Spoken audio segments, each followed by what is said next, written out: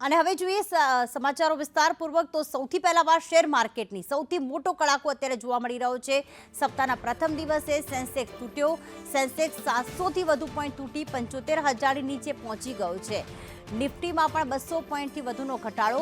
નિફ્ટીએ 22,600ની સપાટી પણ તોડી નાખી છે। શુક્રવારે ભારે કડાકા બાદ આજે પણ સપ્તાહની શરૂઆતમાં ઘટાડો જોવા મળી રહ્યો છે। ડોનાલ્ડ ટ્રમ્પે ભારત પર ટેરિફ લગાડવાની આપેલી ધમકીની અસર અત્યારે શેર માર્કેટ પણ જોવા મળી રહી છે। ગત સપ્તાહ બાદ આ સપ્તાહની પણ ખરાબ શરૂઆત જોવા મળી રહી છે।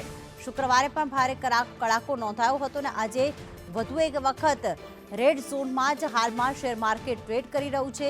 સપ્તાહની શરૂઆતમાં જ હાલમાં નેગેટિવ શરૂઆત કરી છે, ખરાબ શરૂઆત થઈ છે। ડોનાલ્ડ ટ્રમ્પ જ્યારથી રાષ્ટ્રપતિ બન્યા ત્યારથી અલગ અલગ દેશો અને એમાં ભારતનો પણ સમાવેશ થાય છે।